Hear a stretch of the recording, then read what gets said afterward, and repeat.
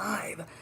Gonna talk about, excuse me, Mandalorian season finale, season 2.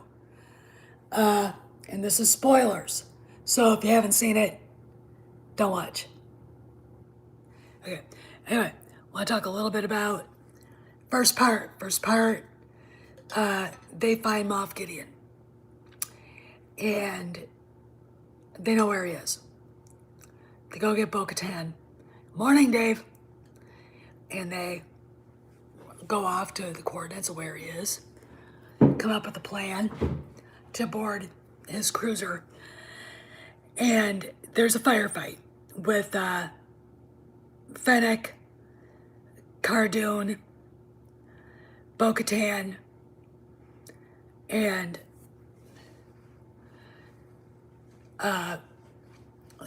basically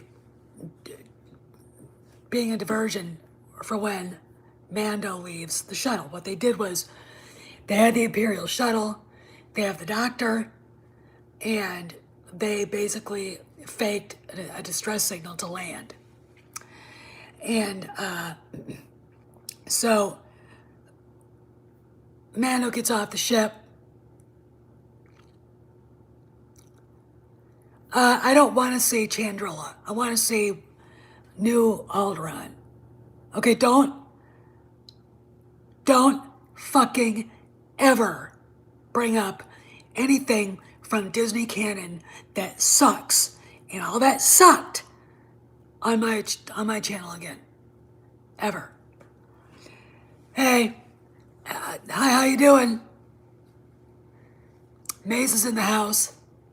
Anyway, so there are dark troopers on the ship. However, they're not human. They're droids. And they kind of harken back to the battle droids and the big ones from the prequels. So they're getting pumped up. They're getting ready to go out. They're going to do this.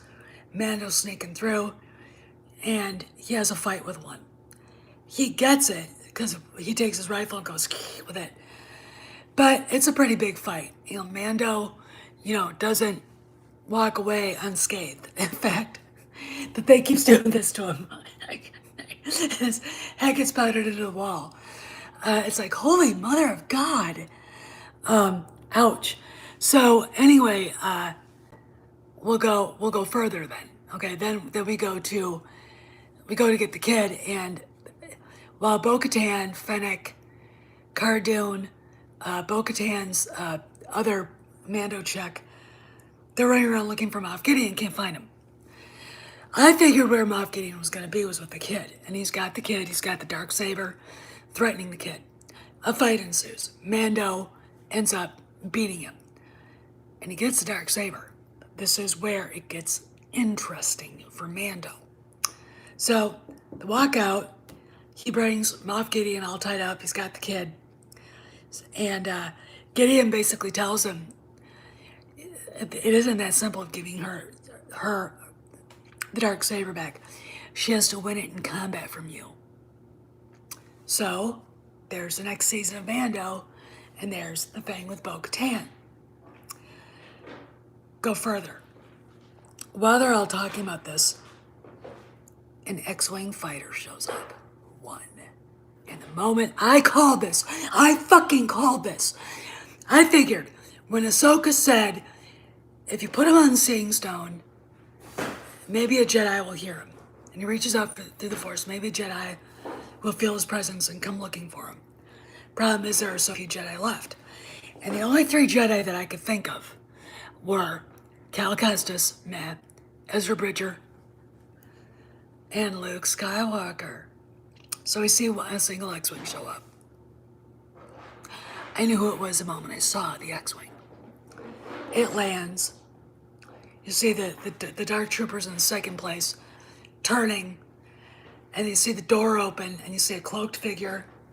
Just a minute.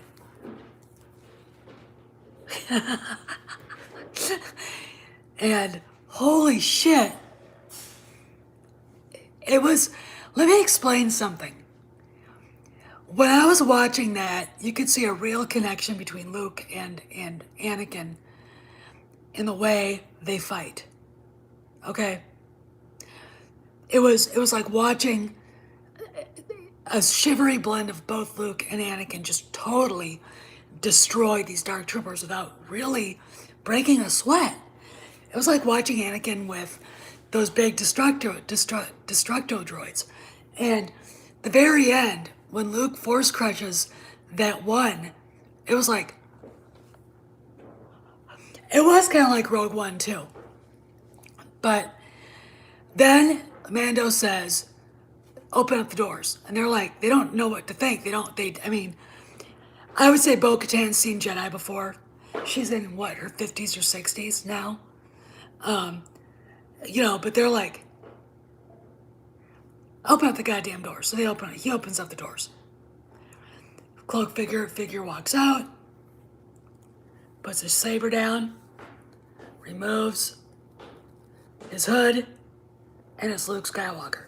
I went fucking nuts. And what he says is such a fuck you to Kennedy, who hates Luke and hates Mark Hamill, to Pablo Hidalgo, to the story group, to Ryan Johnson, that it can't even be quantified. Jon Favreau dropped a fucking nuke on them.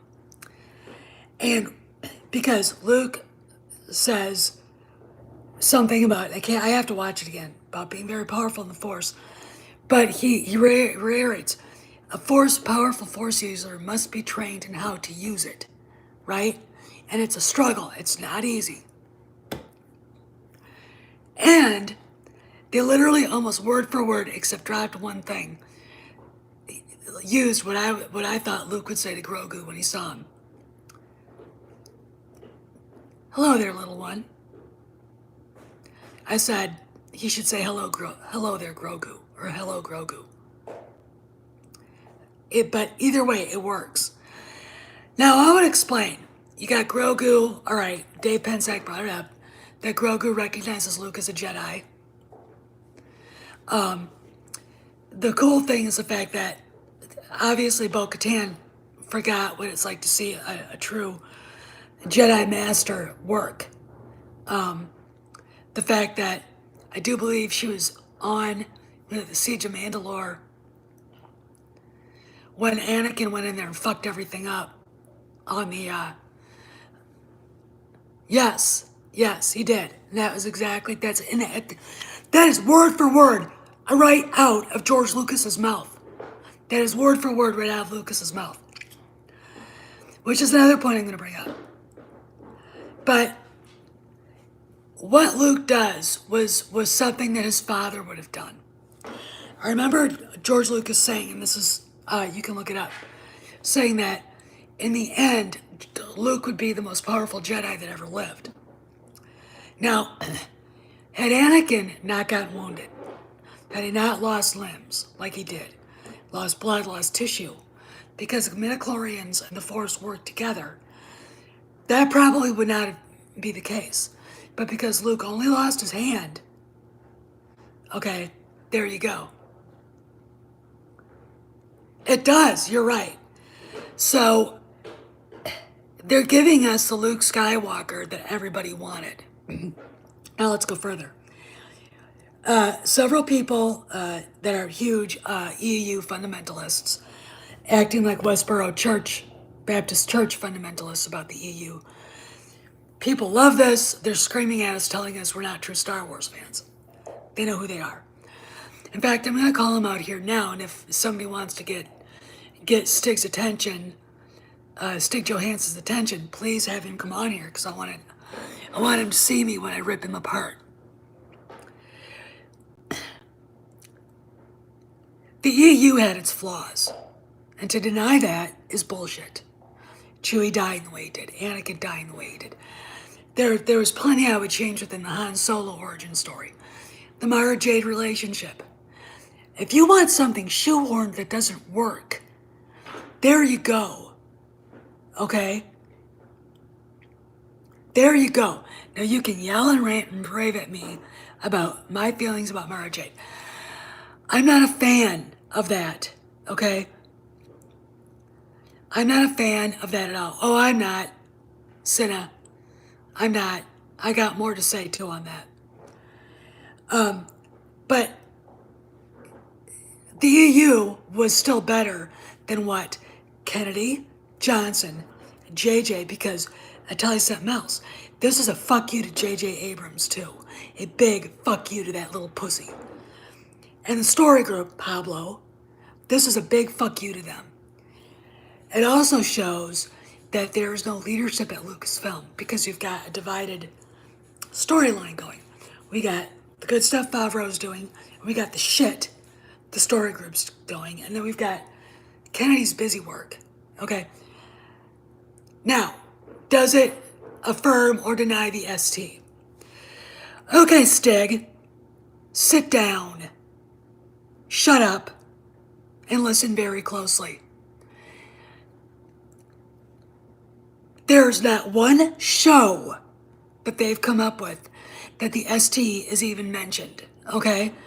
All they have is Cassian Andor, who is not part of the fucking ST. So how does Mandalorian affirm the ST? Maybe it's your confirmation bias? Maybe? Okay. What it affirms is that actually, Art, did you watch it? No, it doesn't affirm the ST, you dumbass. It doesn't affirm anything like it. But they're making clones. And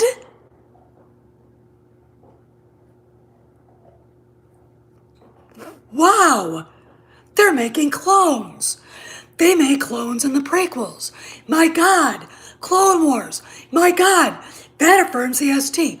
No, it fucking doesn't affirm the ST. Here's a question, Art.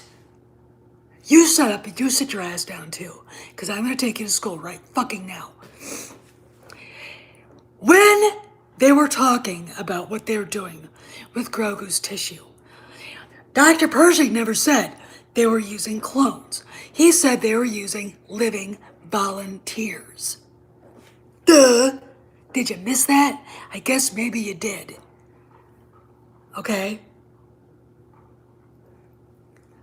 What this affirms is that Moff Gideon, with his dark saber and his suit that looks like Darth Vader from the down, with the chain across, which is sort of an echo to not only Vader, but Dooku, wants to be a Jedi. And what I could tell by watching this is that he is the one who's looking for a way to tap in to somebody else's midichlorians so he can use them. Right? There's nothing about the sequel trilogy, okay, that is your confirmation bias because you want to be pissed off permanently. Now ask you a question. Are you happy living that way? You ever hear the word the carrot and stick? I've got a dog, a puppy, who's making noise in the background. Okay, he's being a shit. Just a minute. Stop it! He's going for a walk in a few minutes. In about a half hour, 45 minutes. Anyway, when he does something good, he gets praised. He wears an e-collar, though. When he does something bad, like doesn't listen, I give him a shock. It's progressive training. It's usually on 5. Usually on 5 I can get his attention. Kojak has what I call selective hearing. Okay? He doesn't listen. The only way sometimes you can communicate with him is to zap him. Now, if he's getting overly excited and 5 doesn't work, I go up 5 to 10. If that doesn't work, I go up to 15. This thing goes up to 100. I never had to go anything more than 30 with him. Okay? But, carrot to the stick.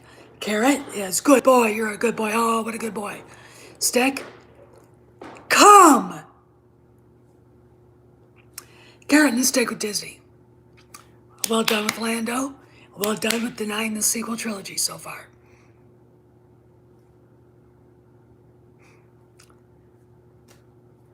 The stick came from the sequel trilogy getting its ass kicked and the story group and everything. Okay. If they do something right, you'll like it. If they do something wrong, you gotta tell them. Okay? So, and again, Art, I hope you're still sitting your ass down. Find me the show where Kyle Ron goes on an adventure. You know, you're sitting there, you probably didn't know this, but the Tross comic book is not being released. They fucking canceled it. They canceled Dr. Aphra. Okay? They're not doing the sequel trilogy anymore. Okay, so how does this affirm the sequel trilogy?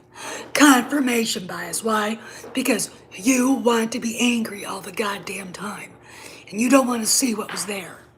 Okay, do you honestly think Luke would have shown up like that in the way he did if the sequel trilogy was anything?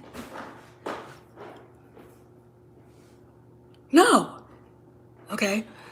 And funny enough, if you actually watched this episode of Mando, and you probably didn't, Art, you're this close. You're this close. All you want to do is fucking hate on it. Okay? I have asked you to prove where it is. You can't. You just want to sit there like Stig fucking Johansson and scream and rave because you're an EU fundamentalist. Okay? You should have been. Where is it? Where the fuck is it? We get 20 years. This shit was already happening in 20 years. You fucking moron. Okay? Unless you're not aware, which obviously you're not. Alright? There is no ST. It's not happening. It's in an alternate universe now. And it's obvious. And if you want to be in denial because you want to be angry, fine. Okay? But you find me proof. And if all it is clones, I'll say that's circumstantial evidence. That doesn't get you a conviction. You gotta have direct evidence. And there's no mention of Palpatine. There's no mention of anything else but this doctor that makes terrible clones and was using live subjects that died. Live, volunteered, normal subjects.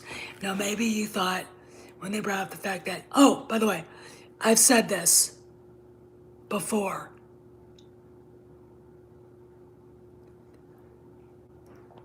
And sit down for this one. Remember when Bo-Katan went off on Mando for being a clone? I've said that. You're a clone. You're not a real Mandalorian. My father's armor. You mean your donor. When she said that, I'm like, Jon Favreau and I could just hang out and have a conversation about this. It was fucking awesome. So, you know, the ST isn't going to happen. Okay? Again, this guy would not have shown up the way he did if it was. Alright? Looks to me like he went out was collecting Jedi for his Praxium. Okay? Or whatever they're going to call it.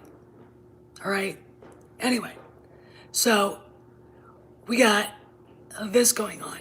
And it looks to me like everything, like even the novels that they wrote, Aftermath, it basically just kind of takes parts of Aftermath but wipes everything, the rest of it out. I don't see that happening anymore. All right? I just don't. And it's really kind of cool to see that. But, you know, we're going to have Ahsoka. We're going to have the Veil of the Force, because that was what that was. We're going to have Rangers of the New Republic, which I think that's where Cara Dune is going to be. Maybe her backstory. And the cool thing about it at the end of this, the Book of Boba Fett. That is just, that's gonna be wicked cool. I mean, that's gonna be fucking, I mean, it's, you know, yeah, there's no ST. This, their universe, what's interesting is that even in this show, which isn't that big, expanded the Star Wars universe outwardly, just like George always did. Okay? Remember the fighter pilot telling Cara Dune there's something weird going on out here? I've talked to Coruscant about it, they don't want to hear about it. That's expanding the universe in a big way. You know, then you've got Ahsoka asking where Thrawn is. How does that affirm the ST? You know, how does that affirm the ST? It just, you know. Okay, all right, let's go back to the, because Carl came up with the Boba Fett thing. This is going to be interesting because isn't Darth Maul supposed to be the big crime lord now that the Hutts are gone? That is very interesting to me, so that's going to be really cool. But this is just, you know, and like it's it's the carrot of the stick approach. And I gotta tell you, seeing Luke, that was such a great deep fake. I was like, holy shit. I mean,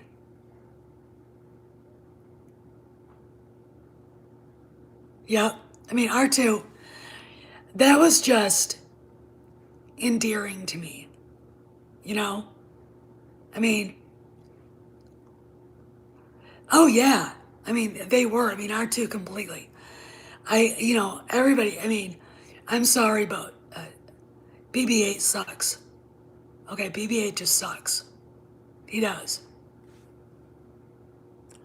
You know, but there's a lot more to this because there are stories coming out. You know, there are stories coming out on all of this. Oh yeah, that's right, Takari. We've got Ahsoka, which is where I think the Veil of the Force is going to be involved and probably reset the ST. We've got all of this other stuff. Now there are shows I don't care about. Cassian Andor. And they're, you know, the Leslie Headland thing, I don't even think, to be perfectly honest, I don't see where they're gonna even think about doing that. And of course, then you've got the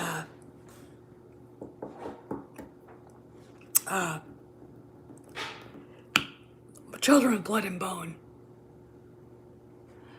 Well, I don't understand why they ever thought anybody would want that. You know, it's just, to me, it's like, why? It doesn't make any sense. You know, it's right up there with, well, it just doesn't make any sense. But anyway, you know, and we'll see. I mean, and we got the Book of Fett. You know, maybe we'll get a deep fake Han Solo. Maybe we'll get a deep fake Leia, a really good one this time. You know, fix them.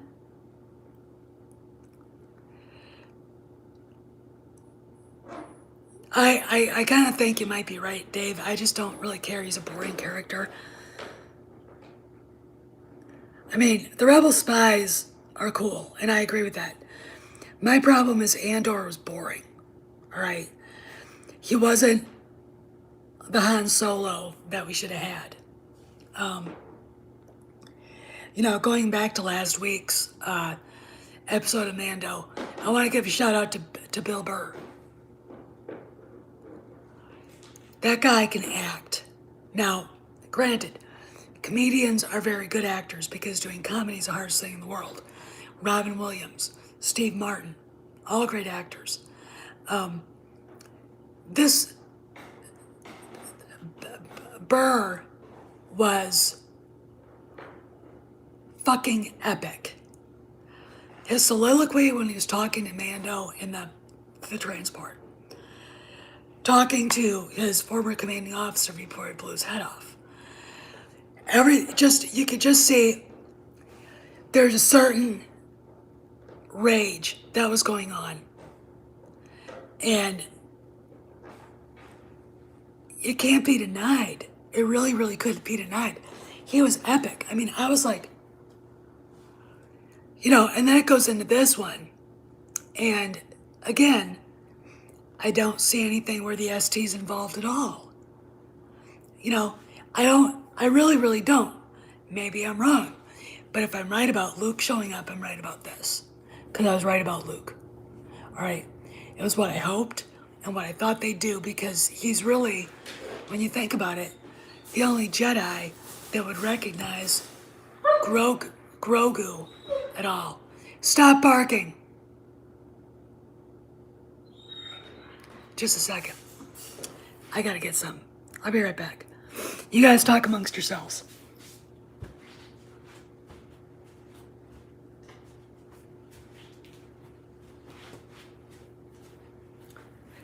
He does it again. He's in trouble.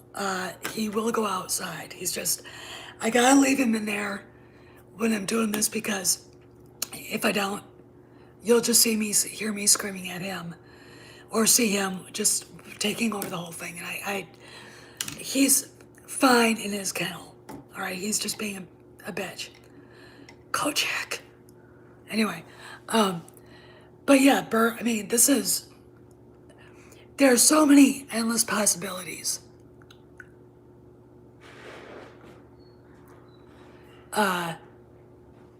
For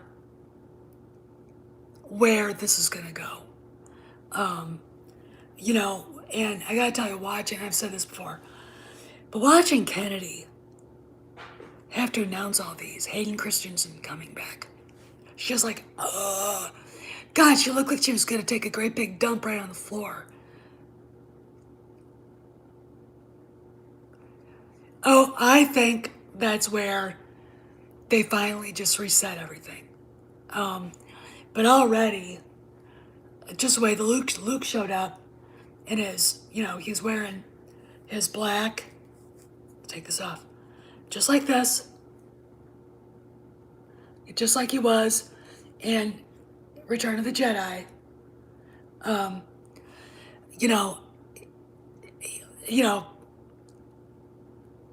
Was a big indicator to me. If Jon Favreau hates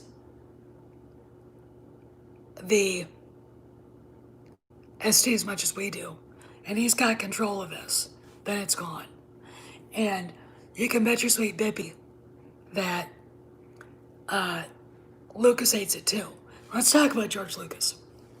A lot of people, Sci-Fi for You or me or whatever, Clownfish TV, and a couple other big channels like to argue that Lucas isn't really involved.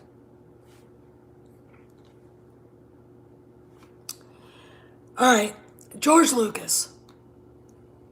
And then they come up with all these rationalities.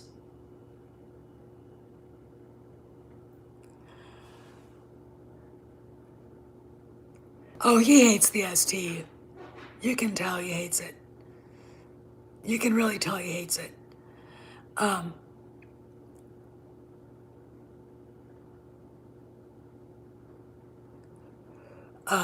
What is? Let's go back to Lucas. George Lucas wasn't involved at all, like a lot of people think. Bigger channels, others. He wouldn't be number 2 on IMDb as far as writing Mandalorian. He wouldn't have been there on the set all the time. Mandalorian. Watching this, especially this season, you could see his fingerprints everywhere, especially the end of the show. That was George Lucas, bar none. Okay, George Lucas, bar none. I mean, that was him and Jon Favreau saying, this is what we're going to do. Okay?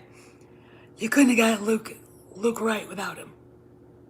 Just couldn't get any of it right. Couldn't get Boba Fett right without him. So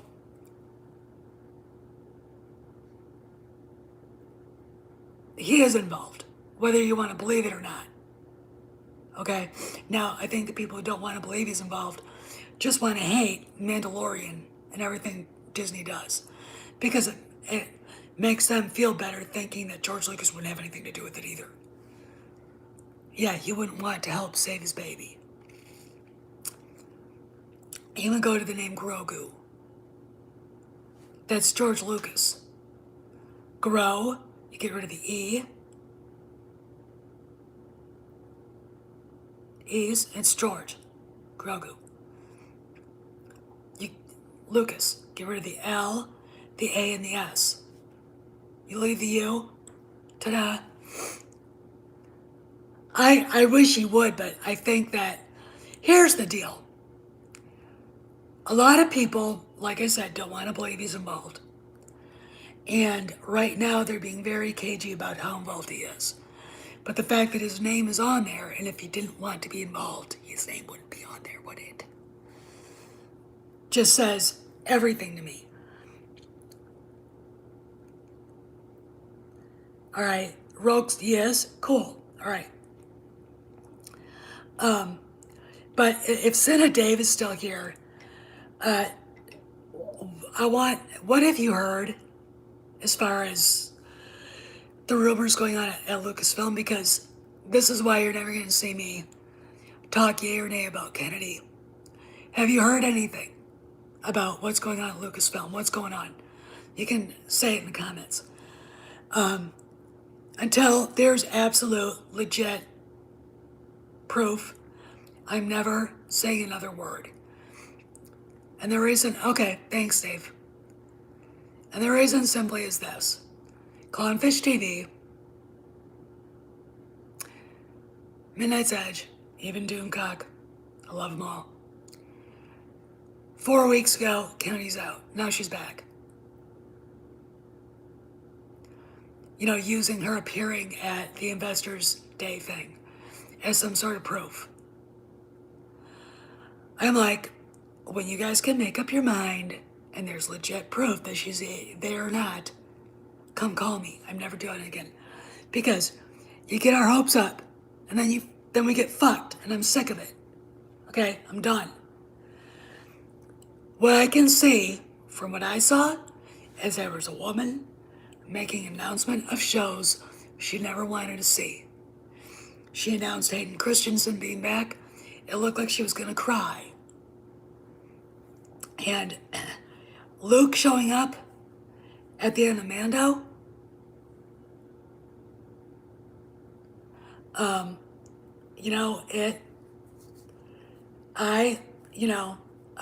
Gotta put his thing back on. His hood. I can't imagine her wanting that to happen. I really can't. The reason why is that, first off, I do believe that she hates Mark Hamill. I think she hates him. I also think she hates... Alright, what's her name? Does Carrot all what? I think that, I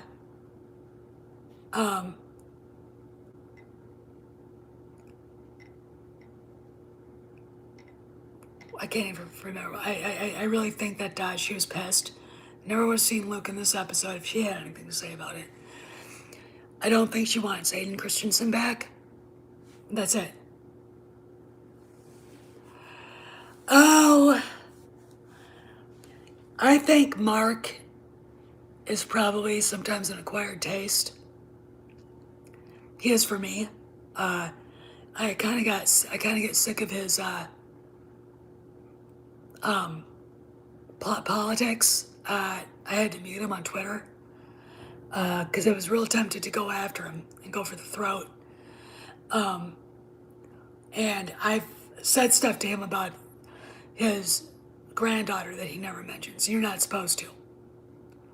And that's a story in of itself. He really kind of, oh, I think she cares. I think she cares. But when you look at the money that Disney's lost on the sequel trilogy, lost on the characters and the merchandising, the fact that it didn't divide the fan base in half, it divided the fan base by 3/4.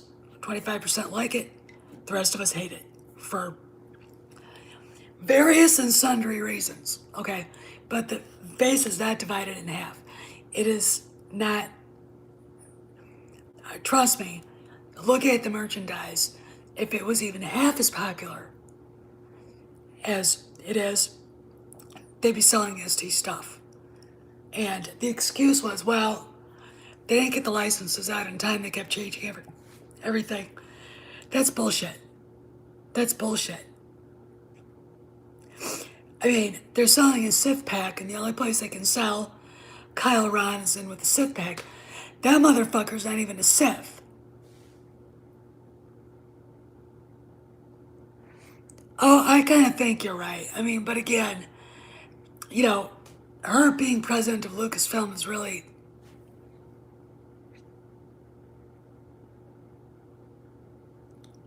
you know, there's no. You're right, Dave. I mean, there's no sequel merchandise out there. There aren't there isn't anything out there about it. Now maybe they'll surprise us and put some books out. But I don't see it.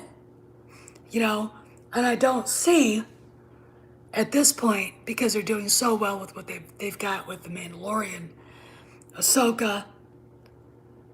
I mean, when you've got a second-rate character crushing Rey in merchandise sales,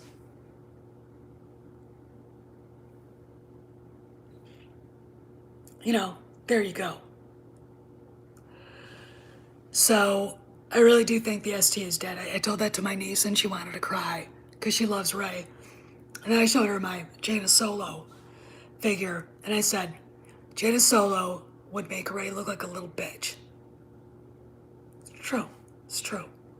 All right. There you go. So who knows what they're thinking, but they are obviously listening to the fans. They're giving us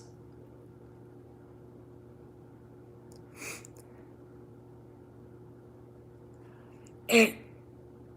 No one wants the sequel trilogy stuff. I mean, I watched parts of The Rise of Skywalker. What a shitty fucking movie. Just what I watched. Solo. I mean, I'd rather get run over by a semi-truck than watch that thing again. And I watched enough of it here and there to get a good idea that Alden Ehrenreich, I'm not even sure right now would even make a good Dash Rendar.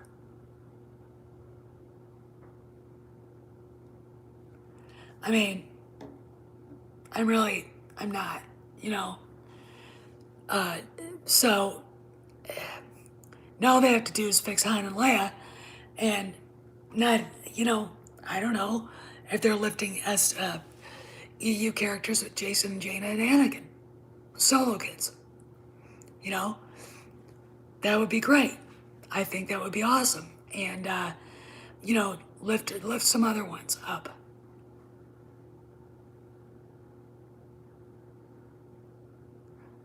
Oh, they'll fix it. They'll go in and fix it. They'll go in and what they'll do is they'll turn it into a an alternate universe. So the 5 people that like it, Raylo's dry humping their movie theater seats. and daddy haters will have something to watch. But there isn't going to be anything new. They'll go on with what they want to do. And I really think that George is, you know, part of this. I think, that JPEG listened to him. Oh, and here's something really funny. You know how the United States is having such a hard time with China, and how Disney is up to its ass at the Department of Justice with China. Guess who may get named ambassador to China? Bob fucking Iger. There you go. Yeah, you're right. You're right. But again, alternate universe is better than not doing anything. Yeah, that's the rumor going around. I checked that out on Parlor, and I'm like, oh. Yeah, I'd like to send Iger to China and not let him come back. But anyway, this too shall pass. We're far from over on a lot of things. But anyway, on the political side, but I want to talk about it. Mickey Mouse. Anyway, I'm just happy as F with what we got today. And like I said,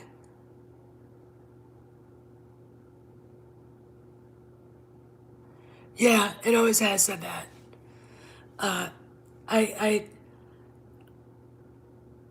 It said, based on Star Wars, created by George Lucas, Mandalorian, created by John Favreau. All right, let's address the Dave Filoni thing. A lot of the haters hate Dave Filoni for various and sundry reasons. I am ambivalent towards him. Oh, I did. If I cry, then my makeup will run. I can't do it anymore. Maybe I'll watch it again with a glass of wine tonight. I'll cry. But Filoni, he's executive producer. He's learning to direct under Favreau. Him saying, well, I'm a Padawan of Jathan, or Ryan's. So, he's a better storyteller than Rian Johnson. So, people getting freaking out about that are stupid. There are people that do hate him. What the Seth? There are people that do hate him. I can name them. And they're EU fundamentalists that hate him. I was telling a friend of mine, I have a friend named Chrissy, who was an actress in Hollywood back in the 70s. Beautiful blonde girl. Her husband was Sean Connery's body double in Dr. No, and I think in a few other movies. And they knew Harrison Ford. They know Harrison Ford really well. And she likes to tell me stories about them when they were kids. And, her husband, Nicky, and hanging out with Sean Connery and stuff. And, I told her the other day, because she told me a story about hanging out with George Lucas. And I said, one of the things I wanted to do when I was a kid, when I was singing, was get to the point where I could get into movies and make movies with Spielberg and Lucas. But because this happened, I couldn't. And that was my biggest dream, to do that. And what I think of running Lucasfilm, and I think of all the bullshit, all the assholes that work there, including the director of animation, Hal Hickel, they'd all be gone. Because You can't go on Twitter and bitch and attack people for their politics and expect those same people to turn around and watch your show. What is done in my name what is done in my name reflects upon me. So if I was running Lucasfilm, there would be no story group. Pablo Hidalgo would have been fired 4 or 5 years ago. You'd be getting a version of the EU, probably close to what we're going to get right now. Okay, you'd see people that are really talented directing and writing. There would be no nepotism, so no John Kasdans. The OT characters would be held with respect, afforded their dignity, afforded all their achievements, everything they earned. Okay, and maybe add to it. All right, that's how I would handle Star Wars. Disney would be going, Marvel, what? That's how you handle Star Wars. You give people a reason to want to escape from all this shit. That is the point. Escape is entertainment. Teach you about life. It's a struggle.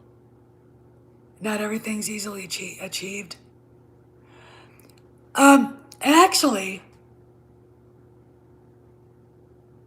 Actually, Maze and I, Cruiser Dude, talking about that. Raise your hands. How many of you guys heard that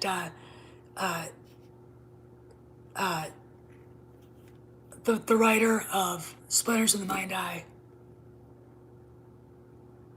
and the Star Wars original novel is not getting his royalties? And he's got cancer. His wife is sick too with cancer. They need the money. Alan Dean Foster. And wrote an email asking about, or a letter to Disney asking where the money was and that they could really use it. Okay. The reason why they didn't use these authors probably had something to do with money. They don't want to pay them. They don't want to pay the estate of A.C. Crispin.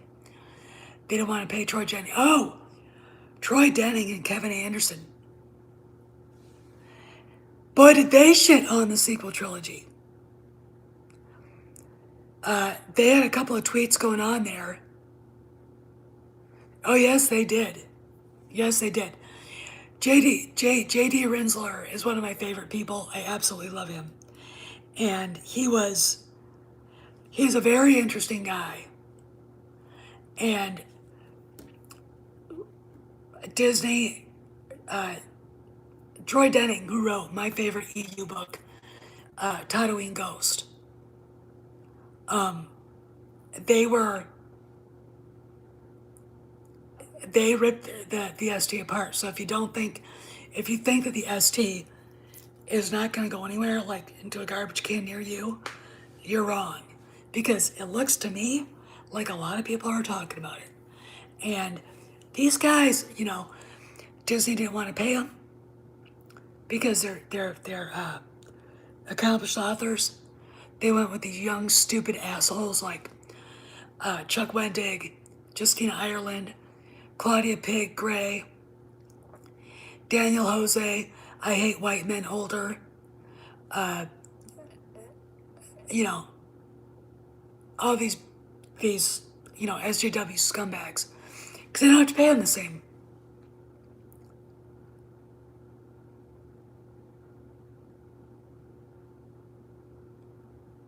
Oh, I know, and they're right. I mean, they were right on that. That's why they don't want to pay these authors. And Dave is right too. It's weak talent. I mean, they hired activists, or should I say, Kennedy and Hidalgo hired activists. But y'all know Pablo Hidalgo's story, right? Raise your hands if you do or you don't. Pablo Hidalgo's father is Chilean. At the time that Hidalgo left for Canada, his dad and his mother, they were on the outs, I guess, running away. They were political dissidents, running away from Augusto Pinochet. And if you know anything about Augusto Pinochet, he was an anti-communist dictator. And, oh, it pissed me off too. And he is, you heard the story about the disappeared left-wing activists, you name it, were disappearing in Chile right and left. Pinochet just wouldn't have it. I don't agree with Pablo's. Pedro's from Mexico. And so Hidalgo's escaped to Canada. And then he came to the United States and somehow got a chance to work at Lucasfilm. Hidalgo, his first real thing with Lucasfilm was he was an alien. Oh, Pedro is too?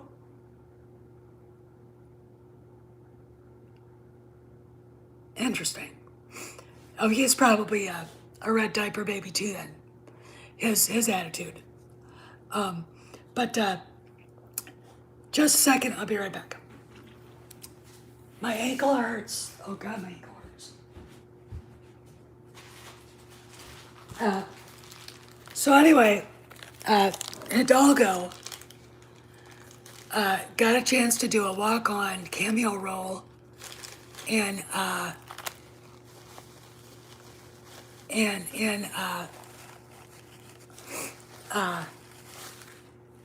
Revenge of the Sith, and then got hired by Lucasfilm. And when George sold, Kennedy kept him on because his politics reflect her politics. Now, Pedro Pascal is a red diaper baby. Thank you. Oh shit.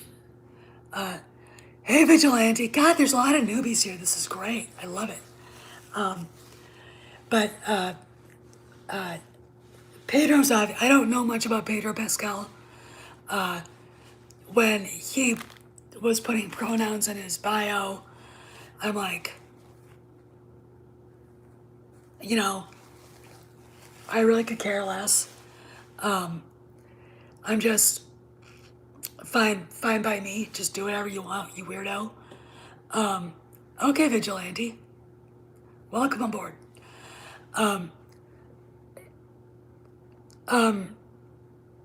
What I'm trying to say is these people, infiltrated Lucasfilm. You can be a Democrat. My oldest brother, who knew George Lucas, who knew Steven Spielberg, he knew Steven, he didn't hang out with him. George, I think, he was a little closer to.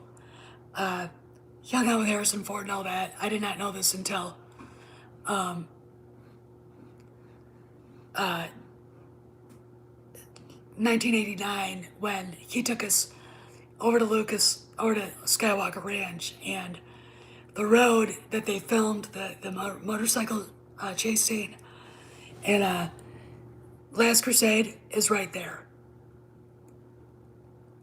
Okay, Burkholder, welcome aboard. Well, then he said, oh yeah, I've been there lots of times, George, blah, blah, blah. And I go, you met Harrison Ford? Oh yeah. And I'm like, why didn't you tell me before? But my oldest brother was an old hippie and a Democrat, but he was the first person that told me that he thought California was ungovernable. This is in January of 2001, I might add you. And it should be broken up into 6 states.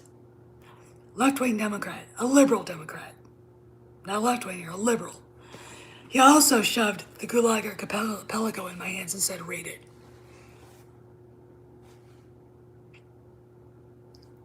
Okay.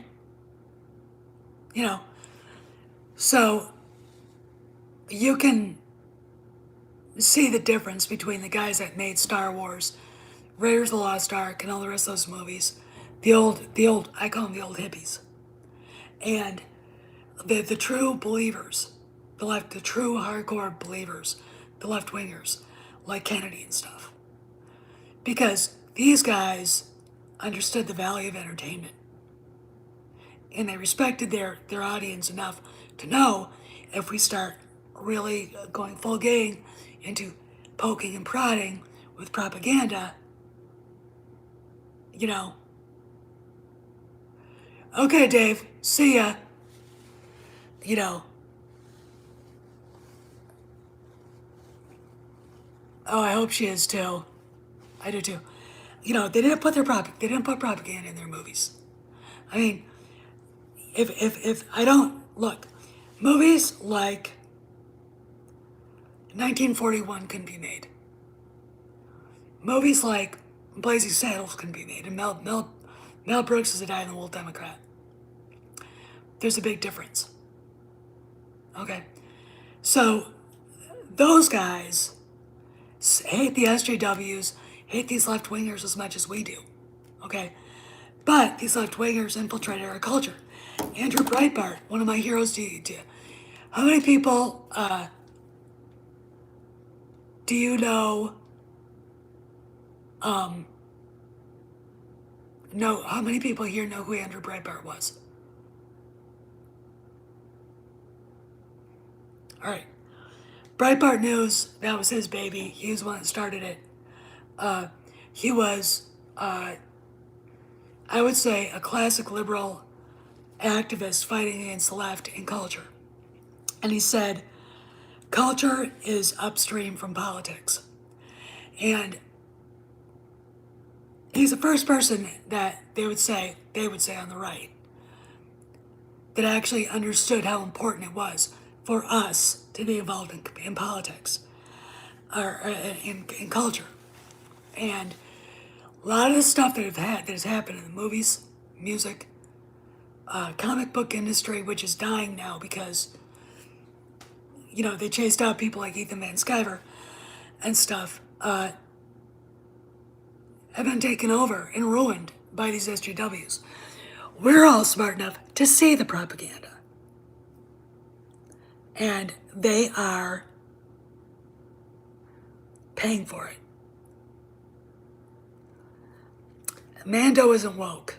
There's nothing woke about it. If it was woke, trust me, I'd be pissed. Find me the gay transvestite, dress-wearing gunfighter and we'll talk.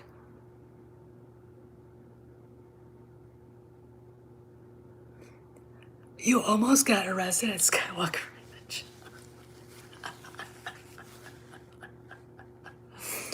Oh, God. But Chrissy basically said that George took him all over the prop warehouse.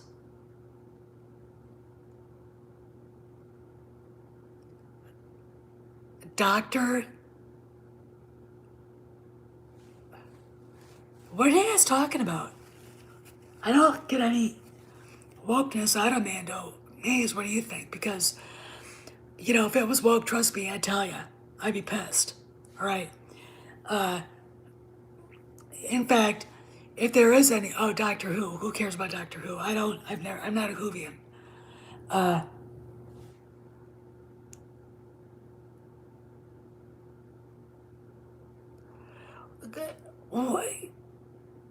Oh, okay, so you didn't like Mara Jade either. And Jaina Solo.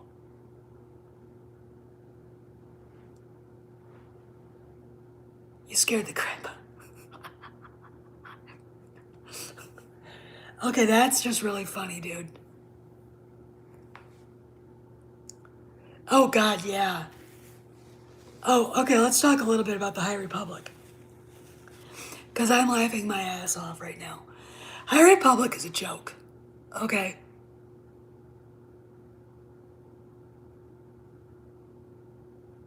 It's, you know, High Republic is, some stoned out, genderless douchebag, Charles Soleil's, you know, mushroom fantasy or some shit. I mean,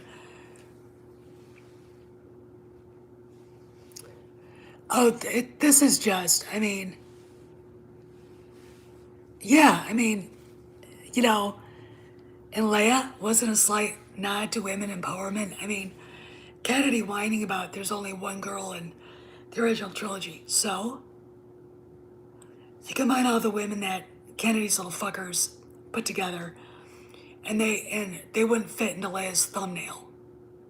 All right, they wouldn't fit into a follicle of Carrie's hair. Okay, there you go. It's just to me, it's just I think it's funny AF, but I'm happy right now. I can't even tell you how happy I am with all this going on. It just seems like you know. Oh yeah, see, there's a difference. If it's woke, it'll be female centric, which is what Headland's Not Gonna Ever Happen show is gonna be. Female empowerment doesn't necessarily mean woke to me. Okay? Have you ever seen the movie The Quick and the Dead with Sharon Stone?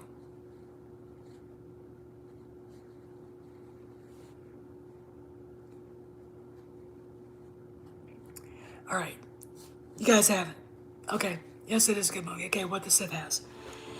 That movie had a lead female character. Yes, it is. It's a Western. And it was the only movie I ever saw Sharon Stone in that I liked her. But it wasn't female centric. Do you see the difference? If you've seen the movie, you understand where I'm going. You know, there are other shows similar to that. Yeah, Sam Raimi directed it. It was a little over the top when people got shot. They just didn't go like that and fall over. They went boom and flipped over. But it's a fun movie. And, you know, it's not female centric. It's just a fun movie with the lead character as a woman, which is, you know,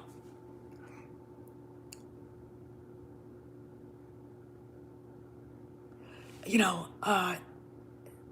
you gotta understand these women, Cara Dune, Bo-Katan, Fennec, and that other chick, they're all trained warriors. And I ask you a question. Do you know anything about the Vikings? I'm a quarter Norwegian. My family is descended from the first king of Norway, the king that united all of Norway in around the year 780 AD. It doesn't bother me to see women fighting alongside men because my ancestors did that. Lagertha in the show Vikings, very much every bit the warrior her stupid ass husband is. Okay? So there you go. Yep. And there's, you know, you might not see as many of them, and you shouldn't. Because it is unnatural for a woman to want to go do that. But it shouldn't surprise you that Mandalorians do that you see a female assassin. What's so good about a female assassin? No one would ever suspect her until it was too late. A honey trap. Okay? Now, Fennec is no honey trap. She's not cute. She's better looking than Fang Fang, but yeah, and that's true too. But that the thing about the Viking women is that they were pregnant fighting alongside their husbands. You know, Leia fighting alongside Han in Return of the Jedi. You know, and if you look at her kill count, it is bigger than Han or Luke's. I mean, Chick could shoot. And Mandalorian women being warriors shouldn't bother you at all. In fact, I would expect to see Bo-Katan very pregnant, you know, wielding a blaster, running around with her jetpack on.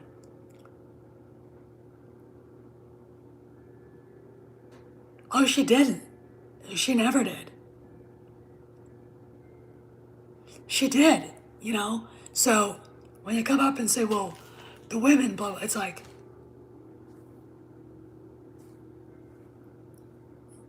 you know. So anyway, yeah, I feel better about Star Wars right now than I have in a long, long time. I really, really do. And I really think that, you know, what I love about it is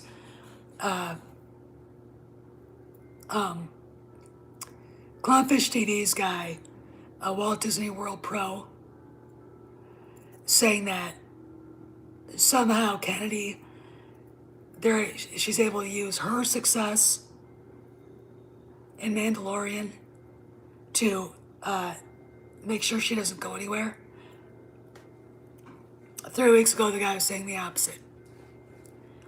And I'm going to tell you something. Hollywood is a smaller town than DC.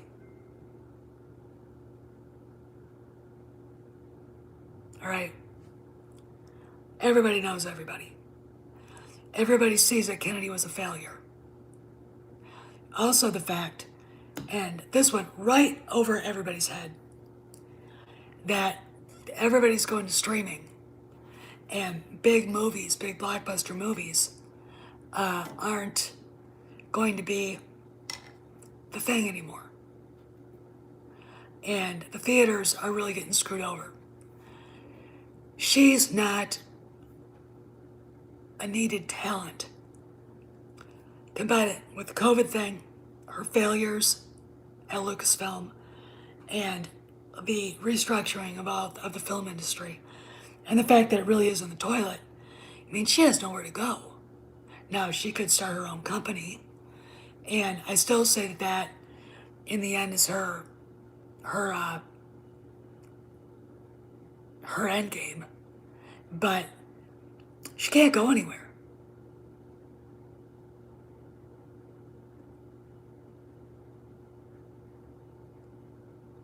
Oh yeah. I mean, George predicted this. In fact, there's a video on YouTube.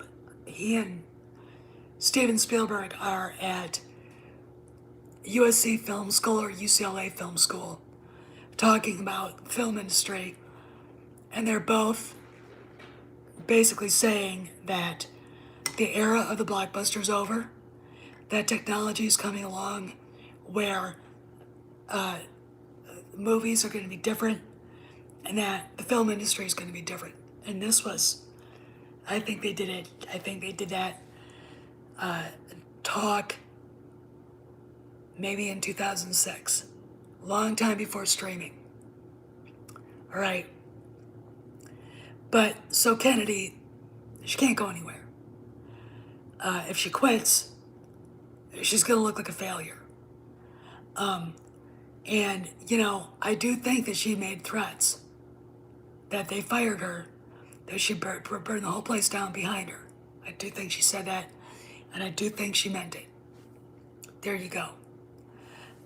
So anyway, I wanted to add all that out, throw that out there. My voice is going away now.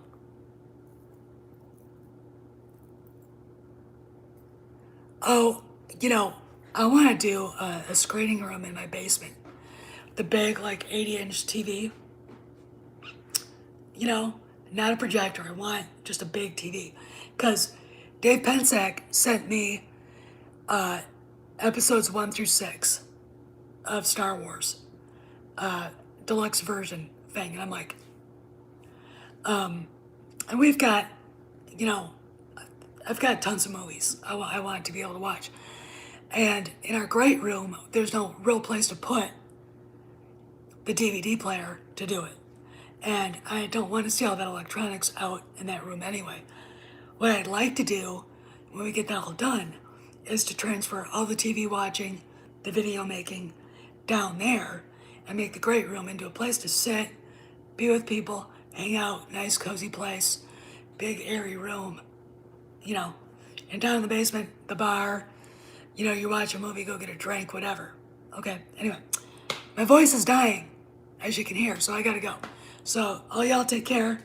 I'll see you around the galaxy. And, damn, that was a good episode. Oh, and if you see Stig Johansson around, tell him to watch the first 20 minutes of this. See you around the galaxy. You too, Carl. Bye, guys.